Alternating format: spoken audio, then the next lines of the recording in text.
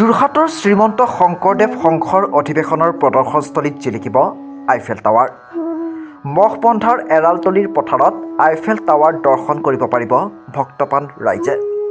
6 ফেব্ৰুৱাৰীৰ পৰা 9 ফেব্ৰুৱাৰীলৈ হ'ব শ্ৰীমন্ত শংকৰদেৱ সংঘৰ বাৰ্ষিক অধিৱেশন। 94 সংখ্যক বাৰ্ষিক অধিৱেশনৰ প্ৰস্তুতি প্ৰায় সম্পূৰ্ণ হৈ উঠিছে।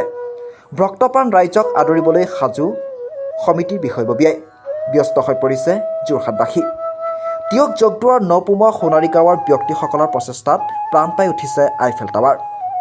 আইফেল টাৱাৰে সমূহ ভক্তপ্ৰাণ ৰাইজক আদৰণি জনাব আৰু তাৰেই চলাইছে প্ৰস্তুতি। পৰাগ বৰা নামৰ এগৰাকী ব্যক্তিৰ উদ্যোগত আৰু গাঁওখনৰ কেইবাগৰাকীও ব্যক্তিৰ সহযোগিতাত আইফেল টাৱাৰৰ আৰ্হিত নিৰ্মাণ কৰিছে এই টাৱাৰ। নিৰ্মীয়মান অৱস্থাত এতিয়া সকলোৰে দৃষ্টি আকৰ্ষণ কৰিছে আইফেল টাৱাৰৰ আৰ্হিত নিৰ্মাণ কৰা এই টাৱাৰৰ। এই টাৱাৰৰ ওখ 80 ফুট আৰু বহল প্ৰায় 40 ফুট। গাঁওখনৰ ৰাইজ যুদ্ধং দেখি প্ৰচেষ্টাত নিৰ্মাণ কৰি আছে এই টাৱাৰ।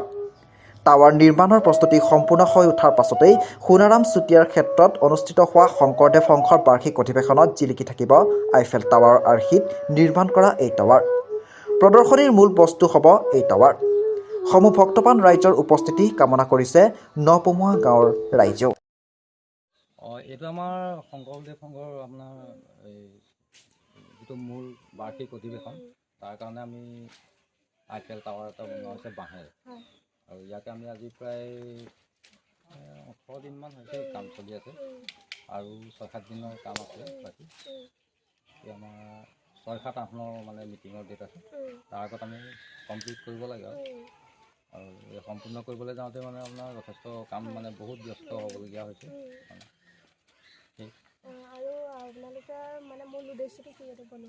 ইয়াৰ উদ্দেশ্য মানে কি, মানে আমি বাহিৰৰ মানে এতিয়া ফ্ৰান্সৰ মেইন মানে যিটো ইয়াৰ আইফেল টাৱাৰটো ফ্ৰান্সৰ পেৰিছৰ মানে চহৰখনৰ এটা বিখ্যাত বস্তু মানে আমাৰ যেনেকৈ ভাৰতৰ তাজমহল সেইটোৱে তেনেকৈ মানে দেখাব বিচাৰিছিলে বাঁহেৰে সম্পূৰ্ণ মানে একেবাৰে হুবহু মানে বস্তুটো বনাই দিয়াত এটা মানে আমি চেষ্টা কৰিছোঁ। মানে কিমান কি হয় এইটো সময়তে ক'ব পৰা।